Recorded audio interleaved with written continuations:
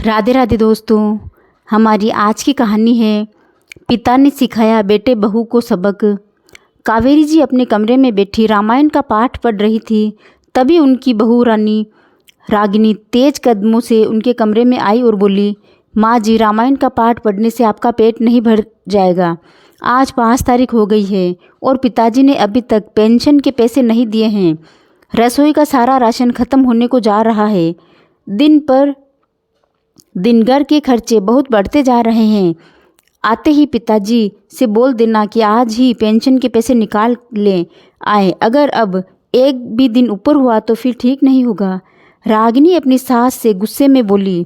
कावेरी जी बोली, बहू, इस बार तुम लोगों को पेंशन नहीं मिलेगी क्योंकि इस बार मैं और तुम्हारे ससुर जी घूमने के लिए जा रहे हैं और तुम्हारे ससुर जी ने टिकट भी करवा ली है।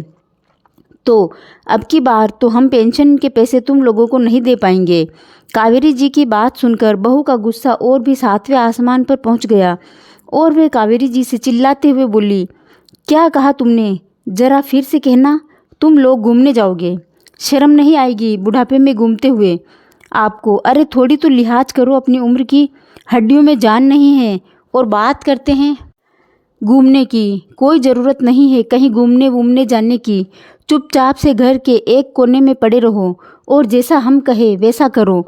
बड़े आए घूमने वाले, आने दो आज आपके बेटे को। उनसे भी बताऊंगी तुम्हारी करतूतों के बारे में कि बुढ़ापे में कैसे कैसे गुल खिला रहे हैं तुम दोनों। बुढ़े बुढ़िया रागिनी कावेरी जी पर जोर जोर से चिल्ला रही थी। कावेरी जी चुपचाप बहू की बातों को सुनती जा रही थी क्योंकि घर में बहू का राज चलता है। कावेरी जी के पति उमाकांत जी जो सरकारी नौकरी से रिटायर्ड हैं और हर महीने मिलने वाली पेंशन के पैसे अपनी बहू को देने होते हैं। बहू उन पैसों को अपने हिसाब से खर्च करती है। कितना कहा पर खर्च करना है। यहाँ तक कि जिसके पैसे है उसको भी कितना खर्च करने के लिए देना है। 3 कर अपने ससुर को पैसे देती है। अगर कावेरी जी का कुछ खरीदने का मन होता तब भी उमाकांत जी अपनी पत्नी को कुछ खरीद कर नहीं दे पाते हैं। उनकी पेंशन के पैसों में से 1 रुपया भी बहू उन्हें खर्च करने को नहीं देती है। उमाकांत और कावेरी जी घर को जोड़कर रखने वाले दंपति हैं। वह नहीं चाहते हैं कि उनकी वजह से घर में किसी भी प्रकार का क्लेश हो। इसलिए वह बहू की जली कटी बातें सुनकर भी चुप रह जाते थे। एक बार उमाकांत जी ने अपनी पत्नी को 1000 रुपये की साड़ी लाकर दे दी। पेंशन में 1000 रुपये कम देखकर बहू आग बबूला हो गई और अपने ससुर जी से गुस्से में पूछा, अब की बार पेंशन में से 1000 रुपये कम क्यों हैं? बहू, मैंने तुम्हारी सास को करवा चौथ पर पहनने के लिए उसकी पसंद की साड़ी लाकर दी है। वह क्या है ना, कई सालों से उसने साड़ी नहीं खरीदी। जो तुम अपनी पुरानी साड़ियाँ देती हो बेचारी उन्हीं साड़ियों को पहनती रहती है। इसीलिए मैंने सोचा इस करवा चौथ पर नई साड़ी उसके लिए खरीद लूँ। क्या माँ जी 1000 रुपये की साड़ी पहनेगी, वह भी बुढ़ापे में? हे भगवान, देखो तो सही, इन दोनों बुढ़े बुढ़ियों को ने तो बिल्कुल शर्म बेच खाई है। इतना भी नहीं पता कि शहर में छोटे बड़े कितने खर्चे होते हैं। पर आप लोगों को तो कैसे पता होगा क्योंकि पूरी ज़िंदगी तो गांव में रहे हो। उस दिन एक साड़ी के ऊपर बहू ने कावेरी जी और उमाकांत जी को इतनी बुरी बुरी सुनाई कि बेचारे दोनों दंपति ने 2-3 दिन तक खाना भी नहीं खाया था। बेचारी कावेरी जी बहू की यही बातें सोच सोच कर घबरा रही थी कि बहू ने एक साड़ी के ऊपर इतना हंगामा मचाया था और अब तो मेरे पति ने पेंशन के पैसे ही अपनी टिकट बुक करने में खर्च कर दिए हैं और कुछ पैसे अपने खर्चे के लिए अपने पास रख लिए। इस बार ना जाने बहू क्या करेगी। शाम को जैसे ही कावेरी जी का बेटा आकाश घर आया तो आते ही रागिनी ने फिर से हंगामा मचा दिया। उसने पति को खूब अच्छे से सिखा पढ़ाकर सास ससुर के कमरे में भेज दिया। आकाश दंदनाता हुआ अपने माता पिता के कमरे में आया और चिल्लाते हुए बोला, बुढ़ापे में ज़मीन पर पैर नहीं टिक रहे हैं क्या आप लोगों के? ये मैं क्या सुन रहा हूँ? आप लोग घूमने का प्लान बना रहे हो, वह भी मुझसे बिना पूछे। इस महीने की 5 तारीख हो गई है और अभी तक आपने पेंशन के पैसे भी निकाल कर नहीं दिए हैं रागिनी को। और तो और सारे पैसे हमसे पूछे बिना खर्च कर दिए। अब इस महीने का राशन का खर्चा कौन चलाएगा? मैं तो अपने पैसों से आपको 2 रोटी भी नहीं दूंगा, नहीं आपको इस घर में रखूंगा। अगर आपने पेंशन के पैसे मुझे नहीं दिए तो आज उमाकांत जी भी गुस्से में थे और उन्होंने भी सोच लिया था कि अब वे अपने बेटे बहू से दबकर नहीं रहेंगे, क्योंकि हमेशा वह बेटे बहू की बातों को सुनकर चुप रह जाते थे, लेकिन आज वे चुप नहीं रहेंगे। वाह बेटा, हमारा घूमना तुम्हें दिखाई दे गया, पर अपना घूमना फिरना नहीं दिखाई देता। जो हर संडे तुम अपनी पत्नी को पिक्चर दिखाने जाते हो, बाहर से ही खाना खाकर आते हो। हम दोनों पति पत्नी घर में ही दलिया खिचड़ी बनाकर खाते हैं। हमारे 2 रोटी से भी तुम्हारे खर्च बढ़ जाते हैं, लेकिन तुम्हारे बाहर घूमने से, पिक्चर देखने से, बाहर का खाना खाने से खर्चे नहीं बढ़ते। अपने लिए तो खूब खर्च करते हो, भूल गए? अभी कुछ महीने पहले ही तुम और तुम्हारी पत्नी गोवा घूम कर आए हो। तुम दोनों और तुम्हारे दोनों बच्चे, 4 लोगों की हवाई जहाज़ के टिकट का कितना खर्चा आता है ये जानते भी हो? अरे तुम हर 2-3 महीने के अंदर मुंह उठाकर घूमने चल देते हो। क्या हमने तुम्हें कभी रोक टोक की है? क्या हमने कभी पूछा है कि इतने पैसे क्यों खर्च कर रहे हो? फिर आज जरा सा पैसा खर्च करके हम कहीं घूमने जा रहे हैं तो तुम्हें इतनी तकलीफ़ क्यों हो रही है? पिताजी, मैं अपनी कमाई अपनी पत्नी और बच्चों पर लुटाता हूँ, तुमसे पैसे मांग कर घूमने नहीं जाता। आकाश चिल्लाते हुए बोला, आवाज़ नीचे करके बात कर। अगर तू अपनी कमाई के पैसे अपनी पत्नी और बच्चे पर लुटाता है तो मैं भी अपनी पेंशन के पैसे अपनी पत्नी को घुमाने में खर्च कर रहा हूँ, तेरे आगे हाथ नहीं फैला रहा हूँ। पिताजी का जवाब सुनकर आकाश गुस्से से तमतमा गया और उसके माता पिता, जो हमेशा उसकी बातें सुनकर चुपचाप कमरे में चले जाते थे, आज उसको इस तरह से सुना रहे हैं। ठीक है पिताजी, तो आज फैसला होकर ही रहेगा। मैं तुम दोनों को फ्री फंड में रोटी नहीं खिलाऊंगा। तुम लोग अपने खाने के पैसे दोगे तभी तुम्हें रोटी मिलेगी। मेरे पास इतने पैसे नहीं है कि मैं तुम दोनों का खर्चा उठा पाऊँ। इतना कहकर बेटा कमरे से निकल गया, लेकिन बहू भी कम न थी। अपनी सास को सुनाती हुई बोली, देख लिया तुम्हारा बेटा दिन भर कितनी मेहनत करता है, वो तुम्हें दिखाई नहीं देता, पर जरा सा हम घूमने आए तो वह तुम लोगों को दिखाई दे रहा है। ये नहीं दिखाई देता कि घर में बहू बेटे हैं, 2-2 नाती पोते हैं, उनके भविष्य के लिए कुछ पैसे बचा कर रखें। लेकिन नहीं, इन्हें तो बस बुढ़ापे में घूमना है। अरे हम लोगों की होड़ करते हो तुम, हम तो अभी जवान हैं। तुम अपने आप को तो देखो, कब्र में पैर अटके हुए हैं और बात करते हैं घूमने की। चुपचाप यहीं पड़े रहो जहाँ पड़े हो। इतना कहकर बहू भी अपने कमरे में पैर पटकते हुए चली गई। अपने बेटे बहू की बात सुनकर कावेरी जी रोने लगी। वह आंखों में आंसू लिए उमाकांत जी से बोली, सुनिए जी, रहने दीजिए, आप हमें नहीं जाना कहीं घूमने। अगर बहू बेटे के खिलाफ जाएंगे तो 2 रोटी भी नहीं देंगे वे लोग हमें। बहुत मुश्किल हो जाएगी बुढ़ापे में जीना। कावेरी, तुम चिंता मत करो, मेरे होते हुए अब तुमसे कोई कुछ नहीं कहेगा। जितना कहना था कह लिया, अब और बर्दाश्त नहीं करूँगा। मैं उमाकांत जी की पत्नी की आंखों में आंसू पोंछते हुए बोले, मैं अपनी और तुम्हारी इच्छा को मरने नहीं दूंगा। जब बचपन में मैंने हवाई जहाज़ को आसमान में उड़ता हुआ देखा था तब उसमें बैठने का बहुत मन करता था, लेकिन तब तो मैं बैठ नहीं पाया क्योंकि मेरे माता पिता के पास इतने पैसे नहीं थे। और जब बड़ा हुआ और शादी हुई तो घर गृहस्थी में फंस गया। अपना सारा जीवन बेटे की खुशियों में न्योछावर कर दिया। क्या कुछ नहीं किया इस औलाद के लिए हमने। अपनी सारी मेहनत की कमाई इस पर खर्च की। मेरा बेटा अच्छे से पढ़ लिख जाए, उसको अच्छा पहनने को दिया, अच्छा खाने को दिया। उसकी हर जिद पूरी की। कहीं पैसों की वजह से वे आगे ना बढ़ पाए, इसलिए हमेशा से अपने खर्चे को कट करके अपने बेटे को हमेशा आगे बढ़ाया। सोचा था कि बुढ़ापे पर आराम से रहेंगे, बेटे की जिम्मेदारी से भी फ्री हो जाएंगे, लेकिन बुढ़ापे में तो बेटे ने हमारे ऊपर ही बंधन लगा दिए, हर जगह आने जाने से रोक दिया है। इतना तो हम उस समय भी नहीं बंधे थे जिस समय हमारे कंधों पर जिम्मेदारी थी।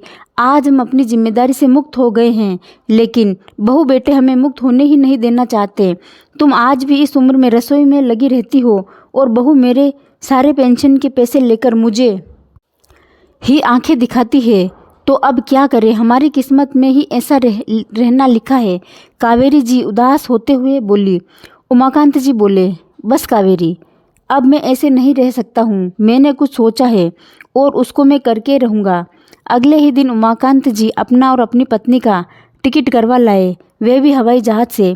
उमाकांत जी को हर महीने पेंशन के 30,000 मिलते थे, जिसमें से उन्होंने 15,000 की टिकट करवा ली और 15,000 अपने पास खर्च के लिए रख लिए। अपनी पत्नी को आकर टिकट दिखाए तो कावेरी जी घबरा गई। रहने भी दीजिए, जिद छोड़िए, बिना वजह घर में और ज़्यादा कलह मच जाएगा। बहू हमारा और भी ज़्यादा जीना हराम कर देगी। कावेरी, तुम्हें डरने की ज़रूरत नहीं है। हम बेटे बहू पर आश्रित नहीं हैं। ये मेरे पेंशन के पैसे हैं और मेरी मर्जी से मैं इन्हें जहाँ चाहे वहाँ खर्च करूँ। अगले दिन कावेरी जी के लिए 2 नई साड़ी और अपना 2 जोड़ी नए कुर्ते पजामे खरीद कर ले आए और कावेरी जी के हाथ में थैला पकड़ाते हुए बोले, यह लो कावेरी, अपना और मेरा सामान पैक कर लो। 2 दिन बाद ही हम लोग दोनों को निकलना है। उमाकांत जी का इतना ही कहना था कि बेटे बहू तो पहले ही उन पर भड़के हुए बैठे थे और अब वह अपनी सारी हद पार करते हुए बोले, पिताजी, अब हम आपको नहीं रख सकते। आपने तो बिल्कुल ही हद कर दी। जब एक बार मना कर किया था कि आप कहीं नहीं जाएंगे, फिर भी आपने वही काम करा। शर्म लिहाज तो जैसे बेच खाई है आपने। अब हम और नहीं रख सकते आपको अपने साथ।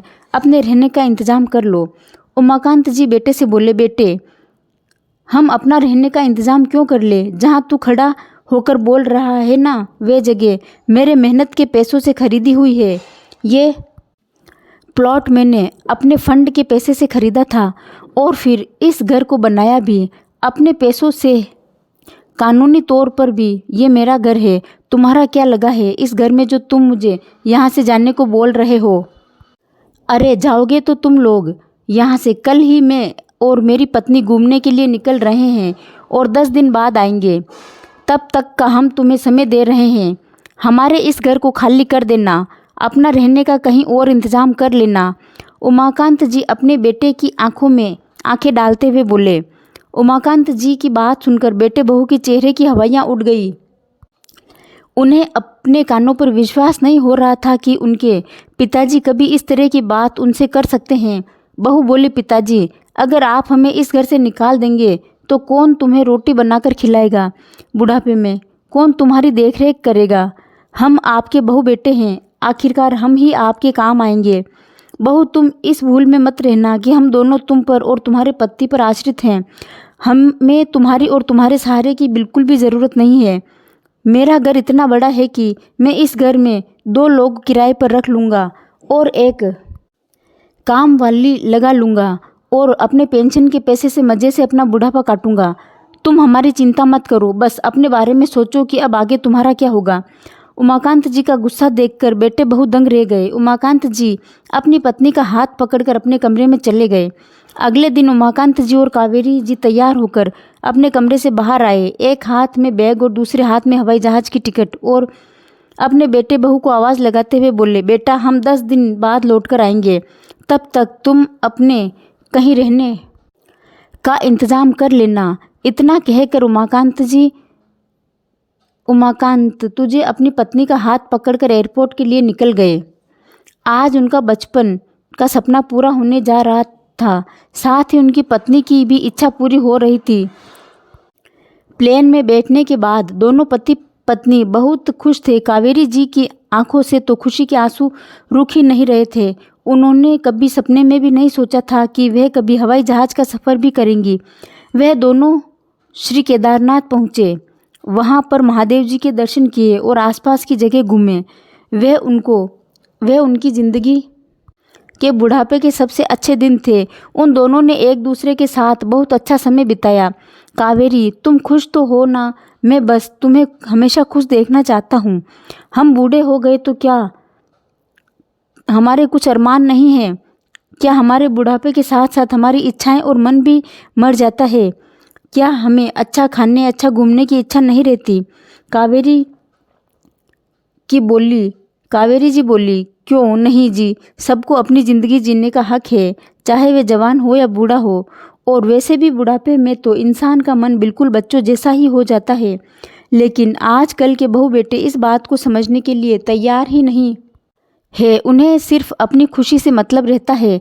माँ बाप के सुख दुख या उनकी इच्छा से उन्हें कोई लेना देना नहीं होता। बिल्कुल सही बोल रही हो कावेरी तुम। हमें तो पेंशन मिलती है, तो आज हम अपनी पेंशन के दम पर अपने बच्चों के सामने बोल पाए हैं। लेकिन वह माँ बाप जो अपना सब कुछ अपने बच्चों पर लुटा देते हैं, अपने बुढ़ापे के लिए अपने पास कुछ नहीं रखते हैं, फिर वे बच्चे तो अपने माता पिता को एक एक चीज़ के लिए परेशान कर देते होंगे। बेचारे वे कैसे अपना बुढ़ापा काटते होंगे। मेरा तो यही कहना है कि इंसान जीते जी अपना सब कुछ अपने हाथ में रखे। अगर अपने हाथ में सब कुछ है तो समझो बुढ़ापा सुरक्षित है। अगर अपने पास कुछ भी नहीं है तो समझो बुढ़ापे में दुर्गति निश्चित है। आज अपनी पेंशन के दम पर ही हम हवाई जहाज़ का सफ़र कर रहे हैं, वरना हमारे बेटा तो केदारनाथ तो बहुत दूर की बात है, वह अपने पैसों से हमें मथुरा वृंदावन भी ना ले जाए। दोनों पति पत्नी ने अपने सुख दुख की खूब बातें की। 10 दिन वहाँ रुककर खूब अच्छे से दर्शन किए। जब 10 दिन बाद उमाकांत जी और कावेरी जी घर लौटे तो उन्हें देखते ही बेटे बहू ने दोनों माता पिता के पैर पकड़ लिए और बोले, पिताजी हमें माफ़ कर दीजिए, हमसे गलती हो गई। अब हम कभी भी आप पर रोक टोक नहीं लगाएंगे। आपका जो मन करे वही करना, लेकिन हमें इस घर से मत निकालिए। पिछले 10 दिन से मैं कई घरों में जाकर तलाश की है। छोटे छोटे घरों का भी कम से कम 15,000 रुपये किराया है। आप ही सोचो, आपका बेटा अपना घर छोड़कर के बाहर किराए से रहेगा तो कैसा लगेगा, लोग क्या कहेंगे। फिर बहू रागिनी भी कावेरी जी के आगे हाथ जोड़ते हुए बोली, माँ जी आप ही पिताजी को समझाइए ना कि अपना गुस्सा शांत कर ले। हम लोग अब आपको कुछ नहीं कहेंगे, आप लोग आराम से रहना। बहू रागिनी जो कभी अपने सास ससुर को अपने पैरों की जूती समझती थी, आज वही सास ससुर के पैरों में अपनी नाक रगड़ रही थी, क्योंकि अब उन्हें भी समझ आ गया था कि अगर वो लोग इस घर से जाएंगे तो 15,000 का तो किराया से अलग घर मिलेगा नहीं, ऊपर से जो ससुर जी की पेंशन के पैसे आते हैं वे भी उनके हाथ से चले जाएंगे। बहुत बार माफ़ी मांगने के बाद उमाकांत जी बोले, ठीक है, मेरी एक शर्त है कि मैं अपनी पेंशन के तुम्हें पूरे पैसे नहीं दूंगा। घर के राशन का जितना भी खर्च होता है वह 10,000 रुपये में हो जाता है। सिर्फ 10,000 ही दूंगा, बाकी 20,000 मैं अपने पास रखूंगा, क्योंकि मेरे और मेरी पत्नी के भी बुढ़ापे में खर्चे हैं और बार बार तुमसे पैसे मांगना मुझे अच्छा नहीं लगता। अपने ही पैसे तुमसे मांगूं यह मुझे मंजूर नहीं। और हाँ, एक बात और, जब तक हम जिंदा हैं इस घर के मालिक हम दोनों पति पत्नी हैं, इसलिए यहाँ सब कुछ हम दोनों के हिसाब से चलेगा। बेटा बहू हाथ जोड़ते हुए बोले, जी पिताजी आपको जैसा ठीक लगे आप वैसा करो। यह घर आपका है, आप ही इस घर के मालिक हैं, इसलिए सब कुछ आपके ही हिसाब से होगा। ये वही बेटा बहू है जो 10 दिन पहले पिता से अकड़ कर बात कर रहे थे, लेकिन आज उमाकांत जी के एक निर्णय से ही बेटे बहू की सारी अकड़ ढीली हो गई थी। दोस्तों, कभी कभी जिंदगी में कठोर निर्णय लेने पड़ते हैं, थोड़ा सा स्वार्थ भी बनना पड़ता है। और आज के इस कलयुग समय में यह बात भी बिल्कुल सच है कि अगर आज आपके पास पैसा है तो आपकी इज्जत और पूछ दोनों है, अगर पैसा नहीं है तो आपकी पूछ भी नहीं है। इसलिए हमेशा अपने पास कुछ ना कुछ बचा कर रखो, क्योंकि अपने पैसों के दम पर आप अपनी ज़िंदगी को इज्जत के साथ गुजार सकते हो। तो दोस्तों, आपको ये कहानी कैसी लगी कमेंट बॉक्स में बताएं। इस चैनल को सब्सक्राइब करें और कहानी को लाइक और शेयर करें। धन्यवाद।